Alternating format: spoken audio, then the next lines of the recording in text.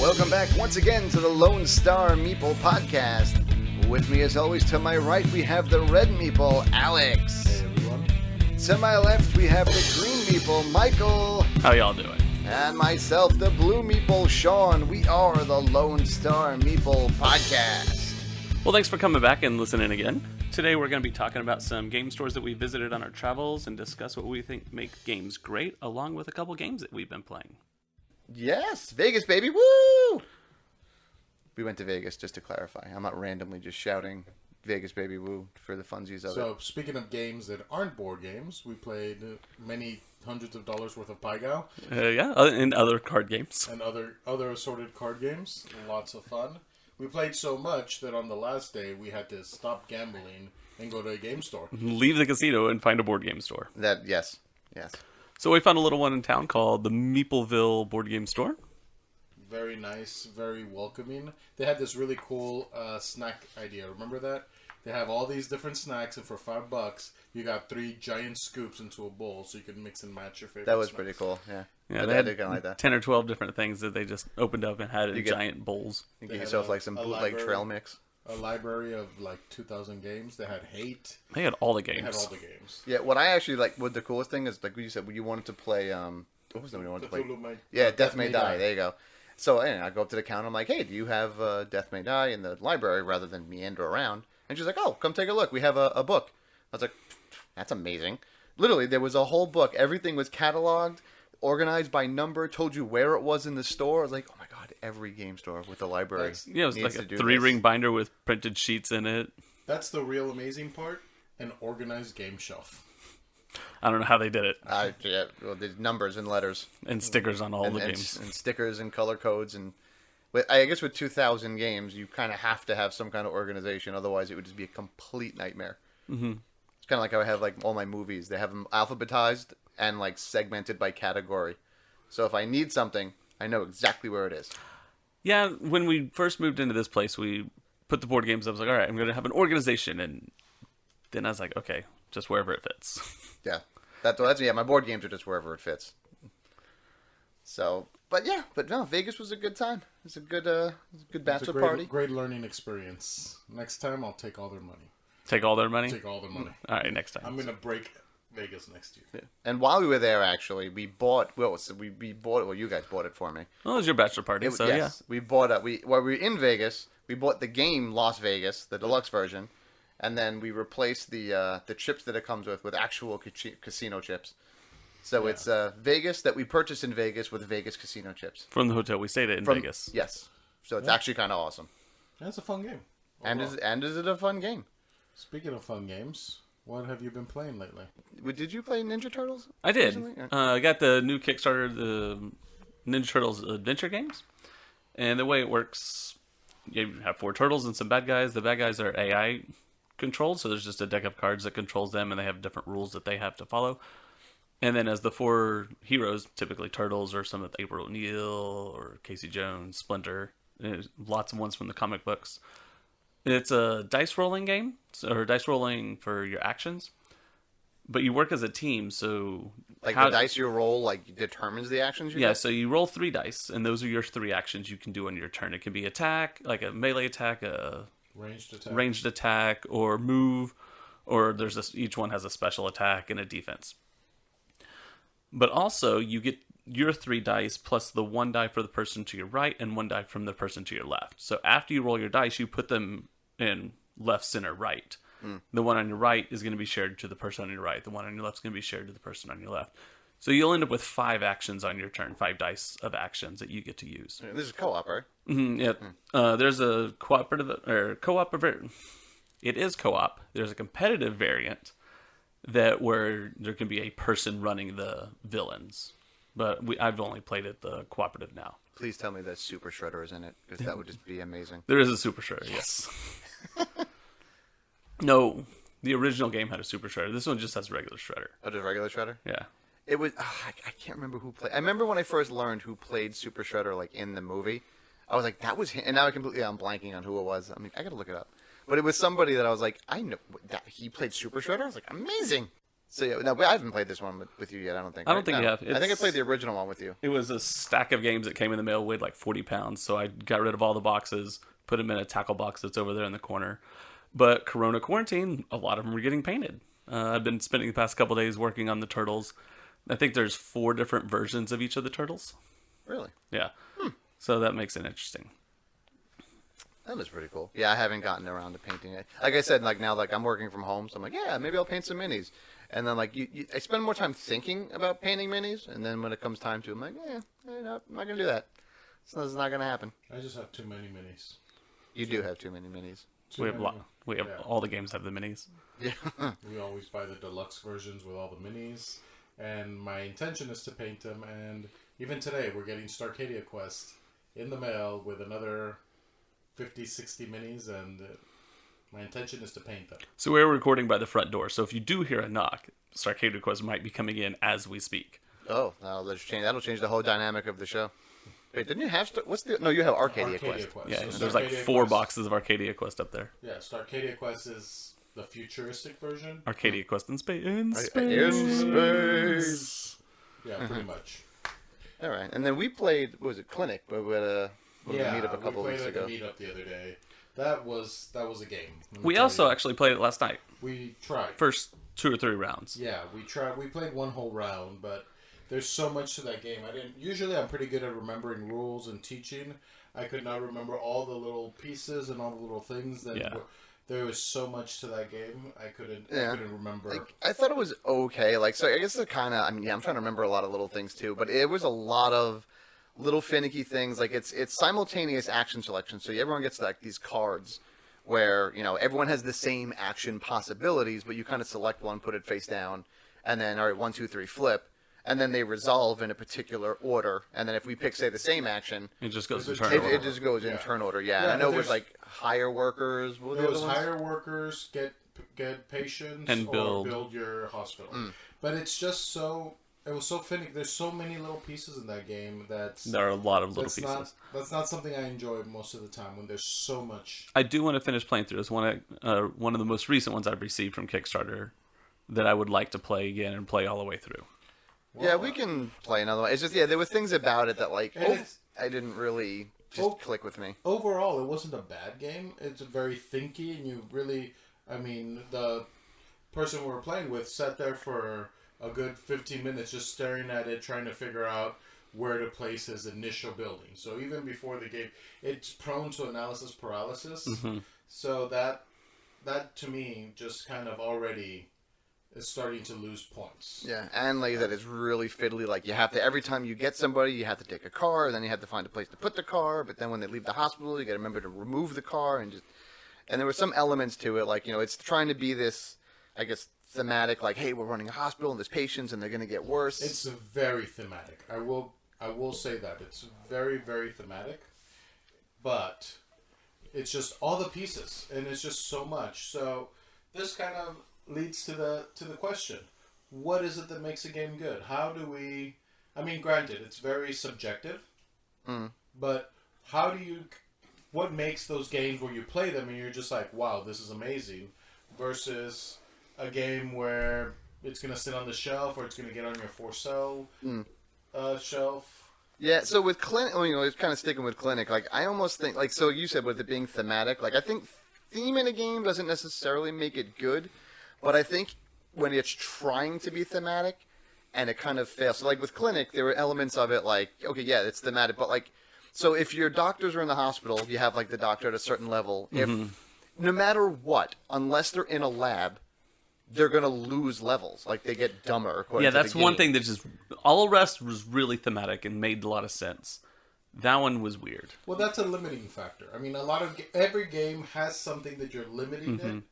And it needs, if it didn't have the limiting factor, I mean, I would just hire a red doctor, cure all the red cubes, and be done with it. The game would be really easy. Well, but the limiting factor becomes the cubes and the money, because if there's no red cubes there, you have to now wait X amount of turns for those cubes to become red. Now you don't have the income to pay the red doctor, and he goes away. No, but you, in other words, you only need 4 doctors. You only need a white doctor, not even the white doctor, because you can get a nurse, and pay him less. So you would only need like 1 or 2 doctors. That's what I'm talking about, limiting factor, where you want to get the red cubes because your hospital will not survive just curing white cubes. I'm not saying it's very thematic. Doesn't make sense. Most of the things did make sense. Yes, the cars, the parking lots, the way you build in 3D. You need something next to a supply room because you don't want the supply rooms all the way across. But when games have rules that make thematic sense, I really, really enjoy. Me too. When it says, you need to do this, I was like, oh, that makes sense. And most of the time when we're reading a rule book or there's something that doesn't make sense in a game, we're like, well, we're building a bridge. What do we need to do? Or we're Vikings on a quest. What would make the most sense in the game to clarify that rule? And that's how we usually rule it or figure it out. I'm sure, I mean, I'm a huge proponent that theme matters. Take a game like Mansions of Madness. I love Mansions I don't think it's a very good game per se. Because, you're a terrible person. No. Listen to what I'm saying. Wait, the second edition, right? Yes, the second edition. Because you're really playing on the app and just moving your guy around. There's not a lot of action. There's not a lot of strong choices. I mean, I did all 4 of the original missions. But what makes it great is the story element. It's the theme.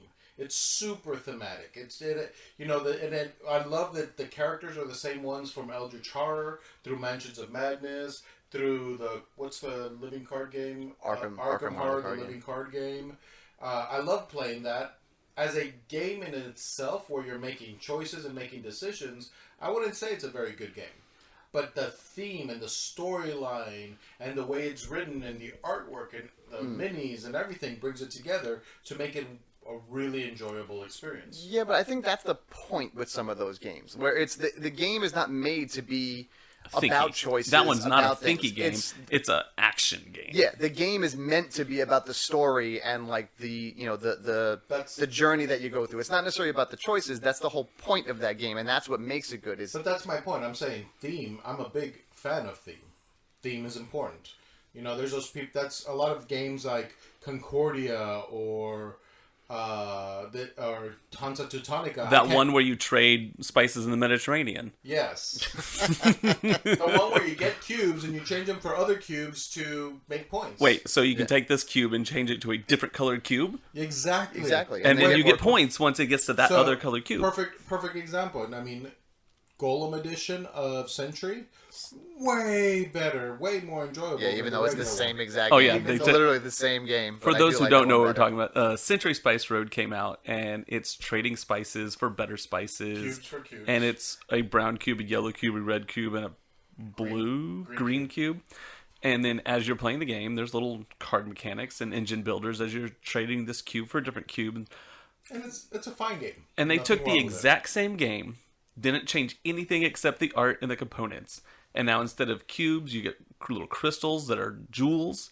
And they're golems trading these jewels for better jewels. And the art is really cool. Just big stone golems and all the jewels traders trading.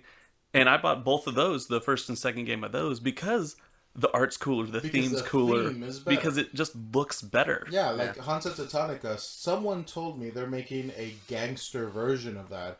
And when they said that, I was like, ooh, that sounds a lot more interesting than whatever it was before. I don't know. So that kind of actually then answers. So, like, do you think that a game, with, two ways. A game with a good theme can be ruined by poor mechanics, or a game with, like, a bad theme can be picked up by good mechanics? Completely. So, right now, just looking at my shelf, if you look at the very top, there's a game called Clash of Rage. The theme is really cool. Lots of armies. The mechanics are decent, but what ruins it is, and this goes to another thing that I think makes a game good, is the game has to be quick. So in this game, you have these armies, and you're simultaneously picking actions, and it's supposed to be a very light, quick game. But whenever there's a battle, it's kind of like, you 5 over there, just kind of hang out. We're going to be rolling dice for a good 10 minutes, and there's nothing you can do until this battle is resolved. So we roll dice until one of the armies is dead. Yeah, go ahead. So it really slows down the game. So it's not that the game has to be quick, because we've played long games. We played Rising Sun, Twilight Imperium. Those are long games. but it needs to keep going. It needs to keep you engaged. Yes. And kind of important, not overstay its welcome. We were talking about the Wasteland Express game earlier. It's a fun game, but it's lasts too long. And then as you're about 45 minutes to an hour into it, like, all right, we've done the same thing repeatedly now. Let's get the game finished. Because it gets repetitive. You can't have the players doing the same action over and over. That was one of my biggest problems with Charterstone, where I was doing the same action over and over and winning the game. Well, you just came up with a really good engine that took 3 actions, so those were the only 3 things you did. And I did that too. Like, you did that too, though. That's like, and that was like first game in. I think I was filling in for somebody because they bailed on it. And I was like, all right. And I was like, I just picked up their spot, and I looked. I'm like, wait. And so I have this little engine to get carrots that I can then trade carrots to get points, and I literally just did that one cycle. And I was doing the same entire thing game. So we don't get letters or anything. It's pumpkins. Oh, was it pumpkins? It's pumpkins. Pumpkins. Yeah, and I was doing the same thing with like bricks, and this leads to another thing where my problem with that was there wasn't much player interaction because there was nothing you could do to stop me.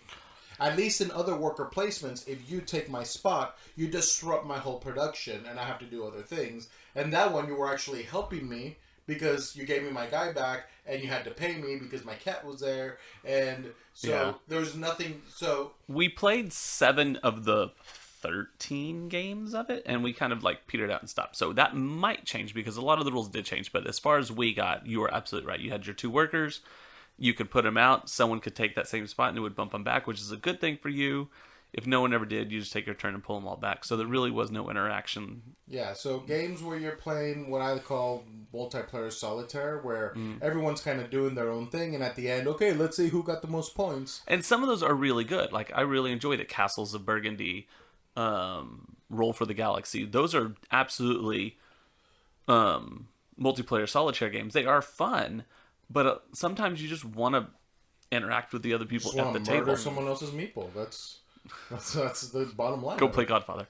Yeah, so Godfather, great game. I still can't believe people were buying it for like $10. $5-10. And there's lots of player interaction there. You think of games like Arcadia Quest. We talked about that earlier, where we're going to get the Dungeon Crawler, which is usually a cooperative experience where there's not much player interaction. You're fighting the monsters. And we're going to throw a wrench in there by saying everyone is fighting each other. That, to me, brings a game from good to great. Like, how do the players interact in a meaningful, non-petty? Because that's another thing. There are those games where you're interacting with each other and you're just being petty. But some of those can be fun. Like those take that games where that's kind of like the premise of the game, where like you just kind of shaft people over. You know, I have nothing against take that games, but there's a difference between take that where I'm going to trip you to get ahead in this race, and I'm just going to trip you, and then he's going to trip you, and he's going to trip you, and we're not gaining anything from hurting you. It's just fun to hurt you. We're just hurting you. But wouldn't you still inadvertently get something? Because if, let's say someone's in the lead, and you say, like, okay, like I'm not going to get any benefit, but I'm preventing you from getting further ahead. But if I already prevented you, why is he preventing you as well? Because Michael's a horrible person. Whoa. But it's right. games that prevent or have mechanics against the ganging up. Does that make sense? That does make sense. Okay. So other games with really good player interaction, Mechs vs. Minions. It's a cooperative game. You're using your mechs. It's pre-programming movements, trying to kill all the minions that are on the board, and you have to work together. I'm going to go over here, you go over there. So there is a communication amongst your team as you're trying to kill all these. Yeah, so what's good about that one, too, is I think, and this is another thing that makes, like, just what'll turn a good game into a great game, is can non-gamers enjoy it. Like, we played Mechs vs. Minions when we were in Vegas. Oh, Vegas, woo! Yeah, Vegas, woo! And my buddy Dave, he's not a big gamer at all. Like, he'll play because, you know, he knows that I like to play, so he'll jump in and play a game. But he's not a big gamer at all, and he really enjoyed Mechs vs. Minions. Like, he wanted to, like, can we do it again? Like, he really enjoyed that game. And we ended up playing 2 games, didn't we? No, we just did the one, because we went to do the escape room afterwards. Oh, that's right. Yeah, that they forgot to set up correctly. That we broke. Yeah, well, we didn't break it. They broke it. They set it up wrong. And we found there, like, well, I feel like you did this wrong. Well, I don't necessarily agree that non-gamers have to be immediately engaged by a great game.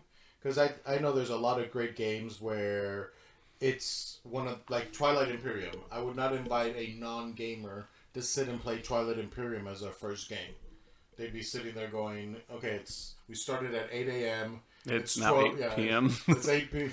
Yeah, but that's a game that's on a different level, though. Like, it's a great game, yes. So, like, a requirement of it being a great game is not necessarily like, hey, can non-gamers enjoy this? But for one of those games that are at a level like that, having that element of, can gamers enjoy it if it's not this monstrosity like... Can it do both? Can it do both, yeah. Can non-gamers play it and gamers still game it? And that's, I mean, the type of games you're talking about is what I call a sophisticated game. So, a long time ago, I read a quote that said, simplicity is the greatest form of sophistication. So, something really simple that has lots of hard choices, lots of strategy involved in it. Something Reiner Knizia games are usually staples of this, like Blue Lagoon. Mm-hmm. Super simple game. You have 30 chips. You're going to put your chips on the board. Every turn you put a chip in the water or the land, and you're creating a chain. Oh, this is that big trail? That was a good game. That was fun. Such a great game, but you explain it to someone, and it's like there's no gimmick to it. There's no joke. It's super simple. Put a chip on the board. You're done. Next person's turn. It's quick. It's fast. It's easy. But as you're playing it midway, if you've never played it before, midway through the turn, you're sitting there going, "Shit, where do I put this? Where do I put this? All I have to do is put it on the table. Where do I put it? Where is it? And you're stressing over every. Then you realize how important every single piece that you. I will say Reiner Knizia does that well because there's so many games that we've played. We're like, okay, this was a really fun game. Again, we use those words. It's simple. It's thinky. Those decisions matter. And then we look at the box and it's Reiner Knizia. Llama. And Llama, I was thinking Llama as well, because we talked about that last time, too. It's just a stupid little I love Llama. I don't know why. Yeah. It's such a dumb It shouldn't be that good. That's the thing. It's so simple. It shouldn't be that good. You're sitting there going, do I go out? Do I play a card? Do I grab a card? You can only do 3 things. Yeah. You only have 3 choices. It's such a sophisticated game. Those are great games, I would say. Mm-hmm. Yeah, Llama's a lot of fun. I like that one. Like that one, honestly, like it's that kind of Llama reminds me a little bit of Mario Party, in the sense that like Mario Party is one of those games that it's fun. It's like but it can like end a marriage. The same with like Llama. Mario. Yeah. But you're talking about a video game, not a board game. Yes, I'm talking a video game, not a board game. I'm sorry. What was it? Mario. Yeah. Whatever. In any case. Oh, no, it's those kind of things that, like, it's that much fun, but it's also that, like, what are you going to do? Why'd you play that card? No! And it just becomes this whole interactive thing. Like what he said, you're only doing one of 3 things, but everybody at the table is involved in what everybody else is going to do on their turn. Well, that's also the next thing that I'd like to bring up is games that give you those hard choices. Where you're sitting there on your turn going, well, I can do A or B. They're both equally bad. Or sometimes, like in Dead of Winter, they're both equally bad. They're not... Dead of Winter, rule of thumb, kill Alex. He's the traitor. I don't want to do either one of those choices, but you have to. And it gives you that hard choice of what am I going to do next. I think those when I feel that in a game, when I feel that pressure of my choices matter, that's when I start enjoying the game a lot. Yeah, no, that is good. I do enjoy that too, especially you have ones where like you have resources involved. Is there okay? I could spend these to do this, but then I'm not going to have enough to do this other thing. It's like which one is going to be more beneficial? Perfect example: Rising Sun. The battles. Yeah, so you start the battle with like 6 coins, and you have to put them on each of the things. And you have to decide which battles am I going to win, which ones am I going to fight for, which ones, where should I put my money? Am I going to just dump all my money and give it to him so he can fight me later on? Which battles am I going to lose so I get paid for losing? Yeah, it's those moments that make me think this is a great game. Yeah, my favorite part about Rising Sun is when it's done. I hate Rising Sun. I cannot stand that game. That's just because you always lose. I don't always lose. I beat you last time we played it. No, you did. Yeah, or maybe the time before that. There was one time I beat you at it, but I don't know. That's a whole nother situation. I'm not going to get into it, but let's just say I do not like that game. I played it 3-4 times. Yeah. And I have not enjoyed it any one time. I think I've won it once. The very first time we played, it was an accident that I won. I was like, we finished the game. I was like, oh, I won. Yeah, I've had a game of it where I did relatively well. And I've never won it since, and I've played the game probably 20 times. Yeah, I think I've won it once, and I have another game where I did relatively well. I mean, I think I came in second, but even doing well in that game, I just don't enjoy it. It's just not a top tier. And I know I'm in the minority on that one, but it's just not for me. Another one with hard choices, Gloomhaven. Yeah. That's the hard choice there. Kill the thing. Well, you gotta kill the thing, but are you gonna kill the thing, or who's gonna kill the thing? Do I run all the way over there? That depends. What's my secret mission? No. Is there a treasure on the map? Is there a treasure on the map? Yeah, he has no hard choices. His choices go There's run for the some treasure. gold. I'm gonna go grab the gold. Run for the treasure. Sean definitely No loots for questions us. asked. 40% of the time, that literally blew up in my face. All right, open up the book. What'd I get? An explosion. Seriously? No, but I see the hard choices of which cards am I going to play when. Which cards are you gonna play when? Your cards are your actions. They're your life. When you run out of cards, you're dead. So you have to choose when to rest. Do I quick rest to get quick into the battle, or do I take a long rest and hope my partners can keep me alive? I don't know. I find that a little. I mean, I guess because I've played a lot of D&D, and I played like a lot of kind of like role playing games. Mm-hmm. So it's not necessarily a hard choice. Like for me, it's just like, okay, what makes the most strategic sense right now? And I'm usually pretty, adept at getting that done, just because I've played a lot of D&D. And Gloomhaven is almost kind of like just like the battle of like playing D&D without all of the RP and like story kind of in between. At least for me, that's kind of the way that I all that stuff I read before the game. That's story. There's story in that game. That's the story. I didn't know there was a story. You know how that's right. We fought a dragon. You put us on the wrong mission one time. So one time. I read spend 2-3 minutes reading something. That's the storyline. Yeah, well, all right. To be fair, though, the story behind Gloomhaven, I think we're getting caught up in the whole. We're doing a bunch of side missions. I think we've done all the side quests. Yeah, I've lost none track of the mission. of what the main story is. I'll agree. We've gotten lost. I am lost in Gloomhaven right now. But with that one, the story it's quick. It's not. There's not a whole element of role playing to it. There's not a whole element of. It's just that hey, here's what's going on. Here's your situation. Okay, we're fighting stuff. I agree, and I think that goes back to it being quick, which is a trait of a good game. Yes. Plays quick, yeah. Plays quick. You're always doing something in Gloomhaven, pretty much. Yeah. Or you're invested in what's happening. There's some games where I just sit there where I literally can turn off my brain. Yeah. Until it's my turn. And also that with Gloomhaven, like what you were saying with the whole cards being your actions, that does add an element of something that's like I haven't seen another game that necessarily does that in that way. There's other games that say yes, there's cards as actions, but it's like. All right, action is I put a thing down in a place, or I gather, or something like that. The Gloomhaven cards, the action is like it's an attack, but it's also a move, and it also does a thing. So there's a lot more to it. Yeah, multi-use cards, which kind of adds it into like being a unique feature of the game. Like what's the one you have? The deck builder, the D&D deck builder. That's the one. There you go. Tyrants of the Underdark is one of my favorite games, just because. So I really love deck builders, but I've gotten to hate pure deck builders like Dominion because they're boring. They're, again, a lot of the time multiplayer solitaire games. Start grabbing the points. I made him play the Insane Clown Posse deck builder. That was horrible. It was not as far as a deck builder goes. It's proficient at being a deck builder. Horrible. It's just the theme is. Which is one of the reasons we're doing this conversation. It's a good game. But what makes it a great game? Yeah. We have a room full of good games. We're talking about what makes those good games a great game.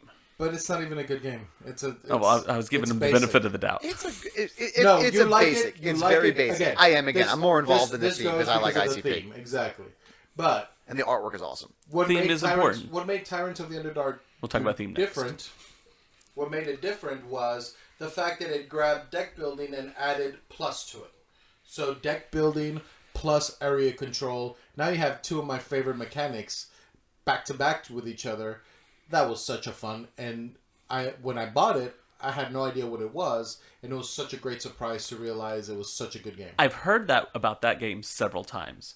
That, okay, what is this game? Oh, wow, this is a lot of fun. I personally don't care for it. I know you really enjoy it. I've just never been good at it. And the theme doesn't grab me as much as it grabs you. Yeah. I'd have to play it again. I had just read the Drizzt novels too. Yeah. Which Drizzt is a pretty badass character. He's a dark elf. In the D&D world, he's a badass. So I had just read a bunch of his books, and then I bought this game. So I agree, the theme did touch me a little bit more. So, other games with unique features. Raiders of the North Sea, it's a worker placement game, but the workers are a shared pool of workers, and they just constantly come on off the board. That's the one that when I put one down, and then you take one off. Like... Well, on your turn, you get 2 actions. You put one down, and then you take that action. But then you can pick another one up, and when you pick it up, you take the action. So, sometimes there's hard choices in that one, because I have the stuff to go on a quest, but I don't have the right color dude yet, because you might need a gray Viking or a white Viking to go on the quest, and you only have the black one in your hand. So you'll have to do an action you don't really want. One, to put it down, and the other one to pick up the right Viking to go on that quest. But I've never played another game with the put one down, pick one up worker placement mechanic. I feel like I have. I don't remember it, but I feel like I've done that once before. I very well could be thinking of Raiders of the North Sea too, but I feel like I've seen that in one other place. Well, if you know what game Sean's talking about, leave it in the comments. Yes, yeah, do that, because I could also just be losing my mind. Another game, this one was a huge hit for me last year, was Mystia. So this is, I mean, when I first bought it, it was Blood Rage on steroids. That's how it was described to me. Which one is this? So Mystia is the one with the little crystal golems, and it has like 4 planets, and it's really unique because you actually move the lands. One of the actions you can have is you can move the land. Oh, I see it. Okay, there. Oh, I haven't played that with you. You can move the lands around, and it has this really unique turn mechanic, where every turn you're flipping over one of the different types of lands. So there's 5 different types of lands. Every time you're flipping one over, and it's an area control game, but the ones that get flipped over first are worth the least amount of points. The ones that get flipped over last are going to be worth the most amount of points. And you never know which one's going to be worth which, because the deck is shuffled and they come out randomly. So in the first era, for example, because you played 3 eras, in the first area, trees might be worth 20 points each. But so all your dudes are sitting on the trees. You get lots of points the first area and you feel good about yourself. But then in the second era, it might be the first card to come out, and they're worthless. So now you have this giant army guarding these trees that aren't going to score you very many points. Nothing points. Yeah, so that mixture I thought was really unique and really good. What would Bob Ross say to you hearing you talk about trees like that? Happy trees. They're happy trees that are worth lots of points. You'd like it. Is that the game we were playing last night, where the second version of the game? Yeah, so the Iconian. Well, it's like part 2 to it. Okay. So that's fresh off of Kickstarter. We played it. I got it last Thursday, I think. So it's a week old. So that same mechanic that you saw in the other one, where we're flipping over the cards. Yeah. Same thing, but in Mystia, it's for points instead of just gems. And that's similar to the Century Golem games, where you can combine those games later. Yes. Well, the Century Golem, there's a little difference. The Century Golem, it's whenever I played the combined ones, it's always this game plus these extra mechanics. These, apparently, you're supposed to mix them together for a completely different new game that is unlike the other 2. So one of them is a area control battle game. The other one is a point salad resource management game. When you combine them, it becomes a tower defense cooperative game. Huh. Oh, okay. I was just saying, it's like a Century Spice Road does that when you combine. No, but it's the same. Yeah, but it's the same game. Yeah, and I see what you're saying. It's the same game with more mechanics. Yeah, this is like a completely different style of game. Yeah. I mean, you're going from area control to cooperative tower defense. That was pretty cool, though. Yeah, I'm waiting to get that to the table. Yeah. One of the things I actually backed on Kickstarter does something similar. Almost. When we get to that section, we'll get to the Dark Ages one. I have it on the... Oh, yeah, that's right. Yeah, it's weird. It's like 2 separate games, but like they can combine into one, and when you do combine them, it makes the full map of Europe. Oh yeah, I did click that when I was looking at that one. Well, that one looked pretty cool. So we brought up theme a second ago, and we said that theme does matter. Most definitely. Yeah, Yes. I think a balance between theme and mechanics, honestly, because there's games that have an amazing theme, but if it... So what you're saying with Hansa Teutonica, that one. I don't really care what theme you slap on that. The mechanics of that game are just awful. play a card. It's just because here's the thing: is with the board, it's the same thing. Everybody goes to the one spot in the upper right-hand corner. I honestly don't remember what it was, to be honest with you. It's just the action I think that gives you more actions. Let's go. That's the one that gets you unlock having more actions, and they just lock that down until they have all of their actions maxed out, and then the next person in turn order, since they're going right after that person who takes the cubes out, says, "Hey, now I'm here," and then they just sit there, and it's like, and it's this. I've played it 4 times. Every single time I've played it, it is played out the same exact way. And that's something that I hate in games when there's paths to victory. For example, Tapestry. I think Tapestry is a fine game. It's beautiful, very well produced. If I ever want a game created and they wanted to produce my game, I would definitely let Stonemaier Games produce my game. Mm-hmm. But I feel like every time there is a path to victory. If you don't do this and you don't do this and you don't do this, you're not gonna win. Yeah. And that's something I don't like in games. Yeah, but with Tapestry, though, I think there's multiple paths you can take. It's just how effectively you manage No, it that depends path. Depends on who you are. You are. Your tribe or whatever it's called. Like, there is a... What's it called in video games when you have to have, like, this spec to do things? Your stats? No. What are you talking about? Never mind. But pretty much, yeah, there's a... Path Victory. to victory. Yeah. To victory. And you don't like that. You don't like You paths? want multiple paths to victory. Yeah, You want to be able to do multiple things. I'm trying to think of them. I'm still trying to think of one. Anyways, yeah. So it should be like open, a little bit more open to where you can do like here are a bunch of actions. You can do these actions and see how they score. So you can try lots of different strategies. And some of these games I don't feel have that available to them. I was still going to talk about Feast for Odin earlier as part of one of these other ones, but that has like 60-something actions you can do. There's so many different ways to win that game that you have to choose whether you're going to spend time getting the food or maybe you're going to go raiding or get some other islands. That there is no one specific path that this is how you win the game. Well, yeah, then you have to react to what the other players are doing. If you see that player is getting a lot of fish, for example, or whatever X resource, then you need to change your strategy. Some of these games I see played, it's pretty much a race to see who gets to this point first. Yeah. Example, Hansa Teutonica. That's pretty much exactly what it is. Even though I haven't played it a lot, I hear that for Mars. On Mars? Terraforming Mars. Where people are just kind of, they build their deck based on these 2 cards, and they're just shuffling and shuffling and shuffling and trying to get those 2 cards. If the first person to get that card wins the game. I've only played Terraforming Mars once. Honestly. I played it like 2 or 3 times. I still have never played it. It's not bad. Sorry, Steve Monacore. It's not bad, but like I just don't think it's worth all the hype that it gets. Because I feel like it doesn't necessarily do anything that like other games don't per se. To be clear, there's like 4 or 5 expansions that we've never played. Yeah, I played the Venus expansion. I think that's the only one that I played. I will be willing to give it another shot, but it has to be with people who don't play it as much as the people around us. That's what I think ruined it. Some people can ruin it, and I was talking to my mom the other day. She was talking to me about Hanabi, and I've played it before, and I said, I hate playing Hanabi now because I've played with people who play it too much and they game the game and there's a secret communication and there's a right way to play and a wrong way to play. I like playing Hanabi. I think it's a good game to play with people who don't know how to play.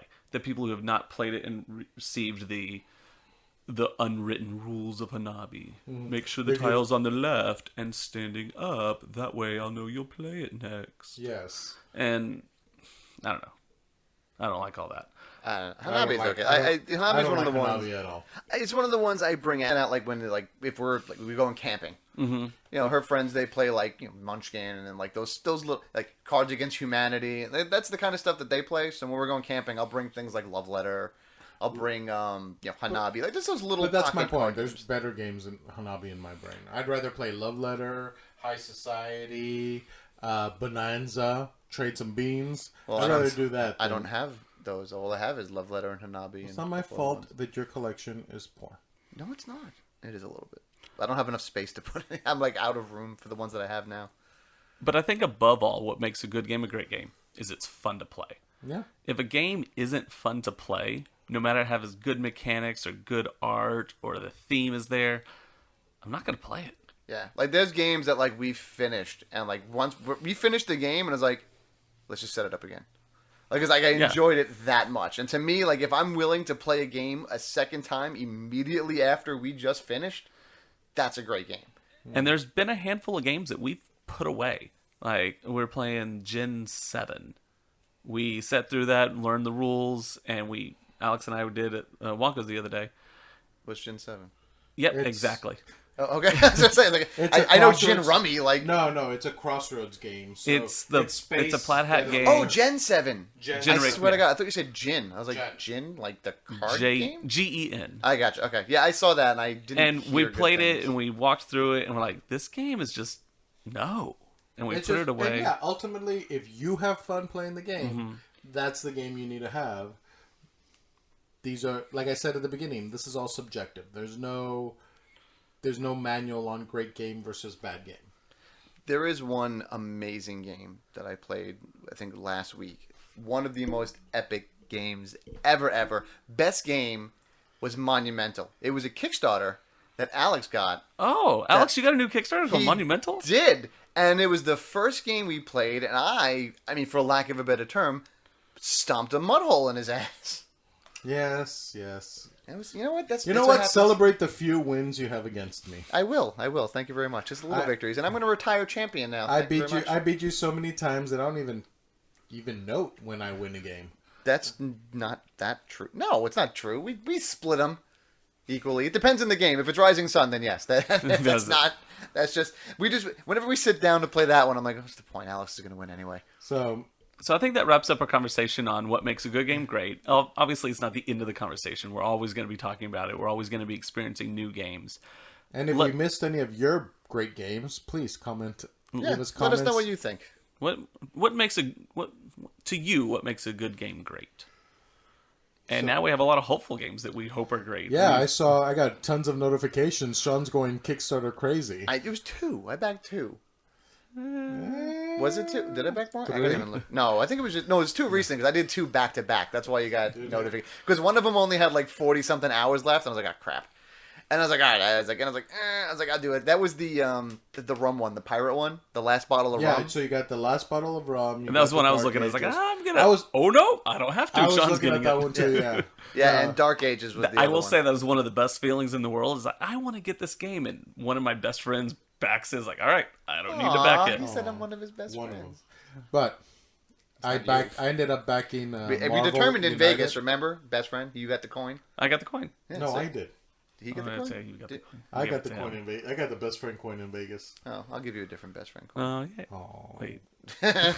Innuendos. Yeah, no. So what's the last bottle of rum? So last bottle of rum, it's I mean, if you couldn't guess, it's a pirate themed game. It's from Lord Raccoon Games. It's a drinking game. Oh, I'm turning this into a drinking game, by the way. That's totally happening. But it's basically a pick up and deliver game. So the theme and the story behind it is in the Caribbean, something had happened. There is one bottle of rum left in all of the Caribbean. So Jack Sparrow is gone. So Jack Sparrow is he's that's it, you know. So what you're doing is it's a pick up and deliver. You're these pirates who you're going around trying to dig up like treasure that you've buried in the past, and also trying to like gank like other pirates' treasures to go and build up enough, you know, coins, which basically is, I think, is the first one at 10 points, triggers the end of the game, and then at the end whoever has the most, you know, wins, because you're trying to get the most money to buy that last bottle of rum. But it's basically a pick up and deliver. But this is one of those ones where the cards are your actions. So you're going to play, I think, 2 cards on your turn, and there's symbols on the cards that, you know, those are the actions you take, you know, whether it's move or, you know, whatever it is that you're doing. You can attack other players. And then I think some of the cards have like special things that you can do with them also. But I think some of them come at a cost. So like, okay, I can take the action, and now I know I'm trying to collect money, but if I spend 2 of it, I could do this other extra awesome thing. It looks simple, but it looked fun, and it looked like one of those games that it's like one of those. It's not super long to play. It looked like it was fun. You know, it's probably something I could play with play with my family. So I figured, all right, I'll get that one. Yeah. So quick games that are fun. I backed Mint Control. Speaking of control, area control, the Mint games, they come in little tins that are the size of an Altoids box. Yeah. And so far, I have the whole collection. They've all been fun, quick, easy games. And so the new one is out on Kickstarter, and I'd like to show them some support because they are always quality games. One of the last one that I've backed is Sherlock Holmes Baker Street Irregulars. It's part of the what are they called? The graphic novel adventures. They have two sets of these. One is just a solo game where you read through a comic book or graphic novel and play a game within it. But then there's another one where it's a set of 4, and it's called the Crusoe Crew. We played the first one of it. And it's a cooperative adventure where everyone has their own comic book or graphic novel, I guess. But depending on your character and your special abilities, you have a different panel than other people. Like the person who's tall and agile and can climb up things, when he looks at a tree, he has a special number on the tree that he can climb up and do something. The person who can talk to animals, when they see an animal, they have a special number they can turn to a different panel and talk to the animal. The person who's really good at puzzles, his page looks a little different when there's a puzzle on it. He gets an extra hint. We played through it once and it was a lot of fun. There's no way we've played all the way through it, so we're definitely going to play that one again. But Sherlock Holmes is the second one of that cooperative adventure. So there's 4 books that people play. There's been a couple of Sherlock Holmes games, haven't there? Yeah, but this one's different. This is like not related to the other ones? No, it's not related. Just the same name. Oh, all right. I mean, yeah, because it's kind of hard to make a Sherlock Holmes game without using the Sherlock Holmes name. So the other one that I mentioned before, the Dark Ages game, you would actually love this one because this one's got like a whole area control element. Like I said, I was looking at it and then you backed it. So yeah, I backed both of them actually. So this is the one. It's funny. So it's a historically based Civ game basically, but it's got area control, action selection, some worker placement, some combat, and essentially what you're doing is you're trying to spread around, and just take over areas of Europe. But the game comes. There's an Eastern Europe version, and there's a Western Europe. Try that again. Eastern Europe version and a Western Europe version. Mechanically, they're the same. It's just a different map, and just a couple of different areas. And part of the game is there are, I guess, location actions that you can do. Mm-hmm. So adding the second map gives you just a whole other set of just things that you can do just on that aspect of it alone. But you can combine the boards together, and it actually makes a full map of Europe and makes it into an 8-player game. That's really cool. Yeah, so it's like they're 2 individual games, so you can play one, play the other one. Mechanically they're the same, but it's, some different choices. But if you want to put them together, you can actually play up to 8 people with it. It looked pretty cool. I was like, all right. So I figured I'd just back to like a family-ish, more simpler game. Maybe back something a little heavier, and then I'll kind of leave it at that. There was a couple others I was eyeing up, but I was like, I'm going to stick with 2, and that's it. I'm going to run with those. Looked at the Chronicles of Crime expansions that are coming out. I backed the original Kickstarter, and it came with the base game plus 2 expansions. The Noir, which is like the 1920s, 30s detectives, and like there's I forget what it's called, but it's more 1980s, 90s crimes. And I've played through several of the original ones, which are all set in London, modern day-ish times. Is Sherlock Holmes and this one? Are you like practicing for like a career change, or? No, it's a lot of fun. It's what's really interesting about the Chronicles of Crime is all the cards are just a picture with a QR code, and then they can be different characters in different games, different missions. Okay.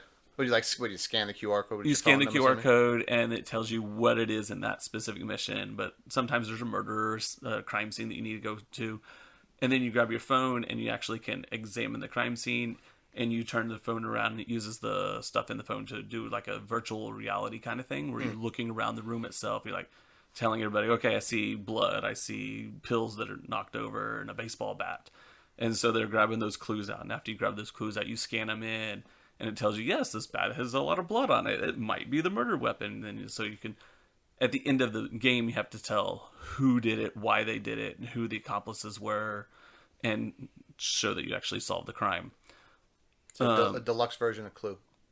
Pretty much. The 3 expansions are coming out with, and they're based in different time periods. There's one in medieval times, one in the future, and I forget where the third one is.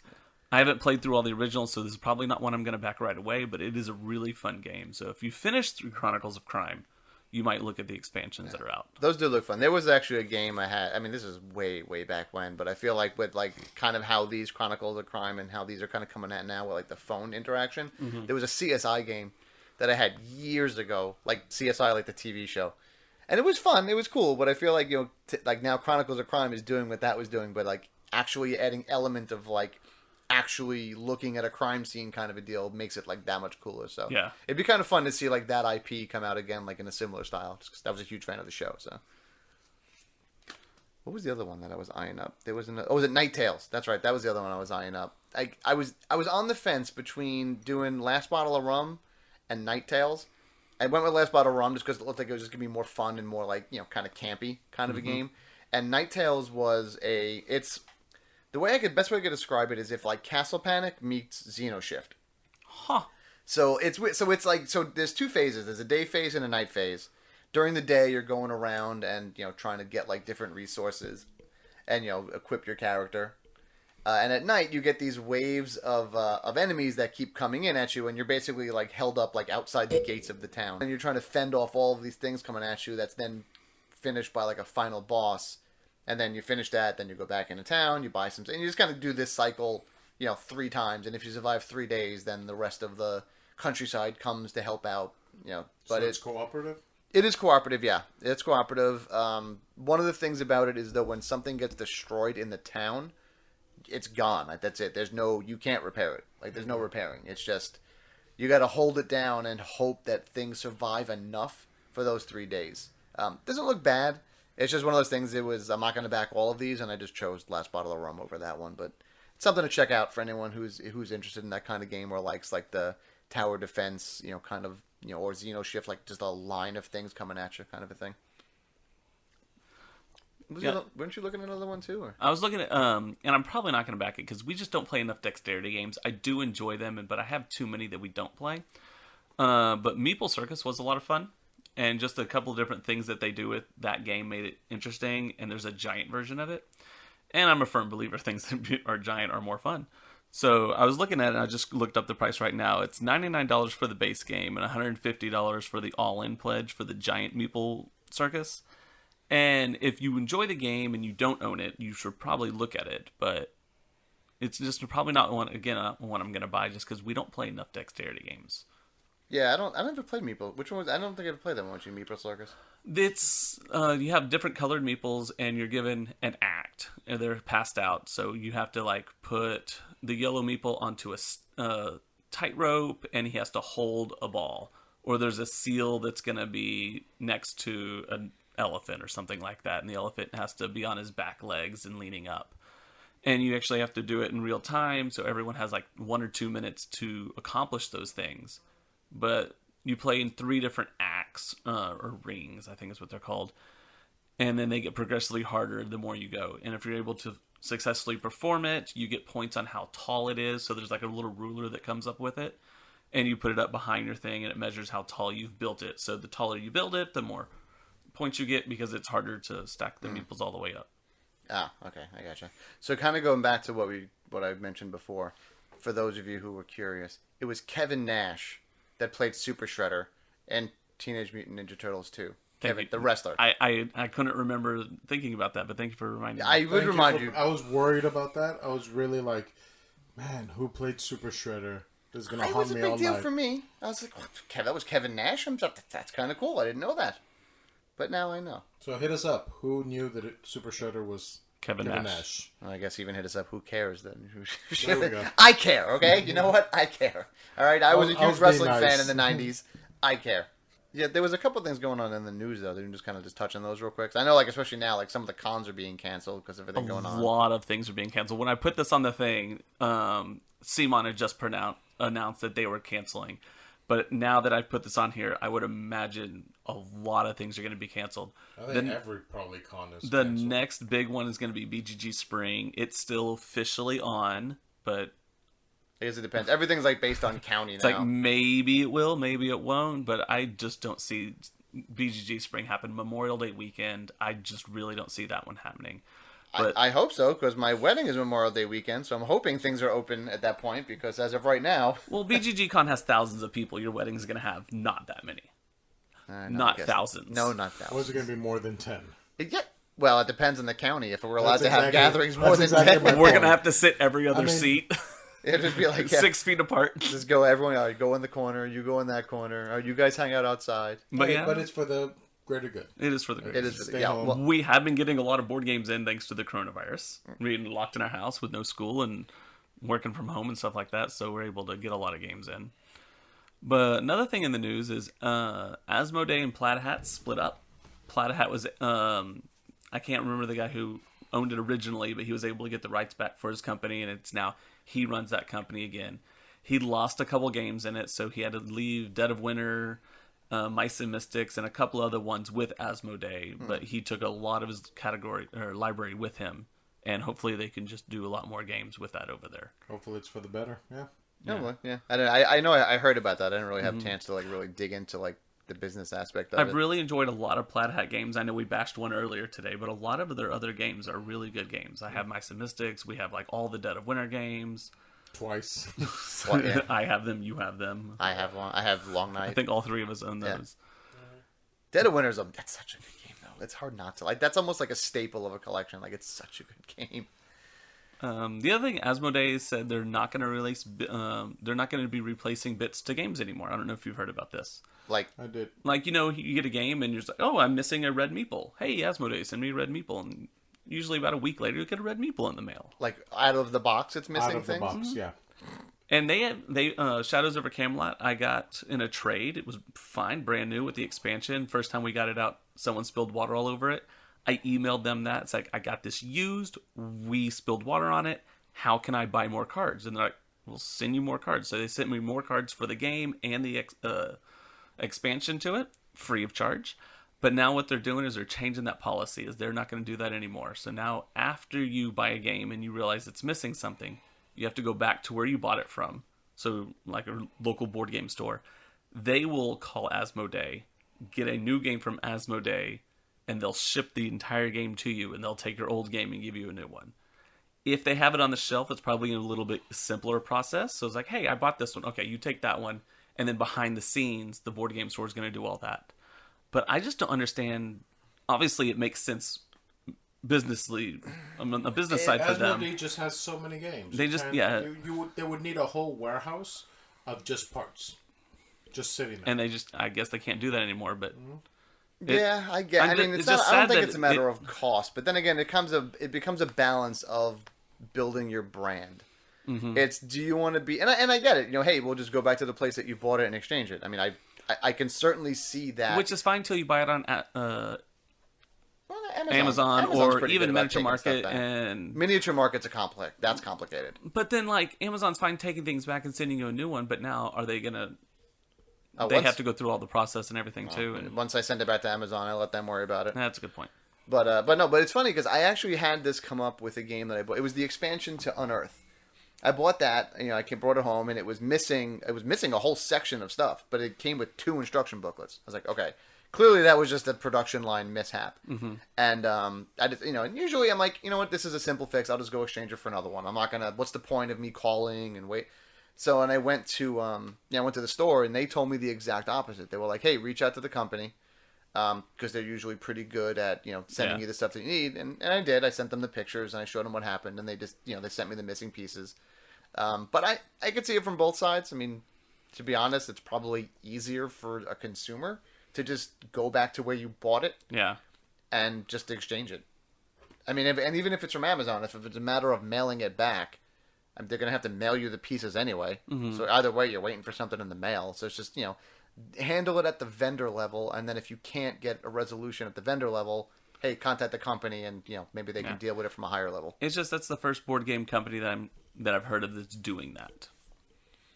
Yeah, it'll probably catch on, to be honest with you, because I think it makes the most sense. Because like Alex said, it's like, yeah, are these companies really going to keep an inventory of his bits?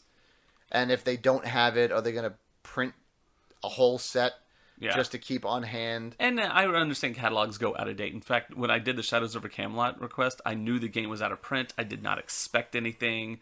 and I was expecting an email back. Sorry, we don't sell those anymore. We don't have those in the factory, in the warehouse.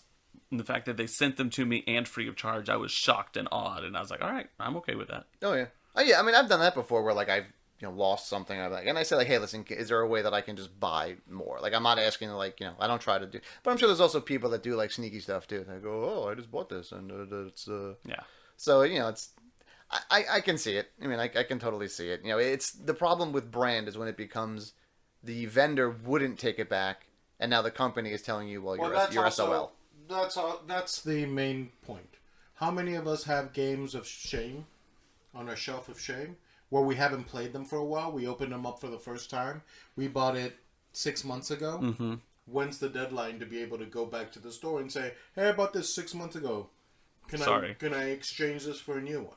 It's usually any store. It's usually 2 weeks. That's like standard. Yeah, but that's my point. This is something. It's been sitting on your shelf for X amount of time. It's your own fault. He's right. It's your own fault. I mean, and I dealt with this at work sometimes. People would buy things. They would put it in a warehouse, and would sit on the shelf for 6 months, a year before they put it into production. And then they would call up and say, "Oh, hey, it's not doing this, or something's wrong." It's like, okay, well, you're already way out of warranty. Like, I can help you as best I can, but I mean, usually it's a staple. You buy something, you first check it out, make sure everything is there, make sure everything works. Okay, great. Now I'll put it on the shelf, and it's just something with at least Asmodee we're gonna have to do that a little more cautiously with now. And they own a lot of titles. Fantasy Flight. Asmodee owns Fantasy Flight? Yes. Huh. It was Plaid Hat. Owns everything, pretty much. They own a lot of things. Yeah. And I can't think of them all right now, but they're like the Disney of board games. They spent a lot of 2 or 3 years ago just picking up a lot of small publishers. Interesting. Well, I think that's all we have for the day. That is all we have for today. But yeah, like I said, give us. We're still getting this together. Give us your feedback. Tell us what you think. What do you like? What do you don't like? We're on the Instagrams, a lot of Twitters. Yeah, you can find us at all the things Facebooks. at The Lone Star Meeple. We also have The Lone Star Meeple at Gmail and Instagram, The Lone Star Meeple. At The Lone Star Meeple at Twitter. Mm-hmm. There's a Facebook page, The Lone Star Meeple. There's a Facebook page, The Lone Star Meeple. There's a YouTube channel. There's not a lot on there, but I'll usually try to, upload these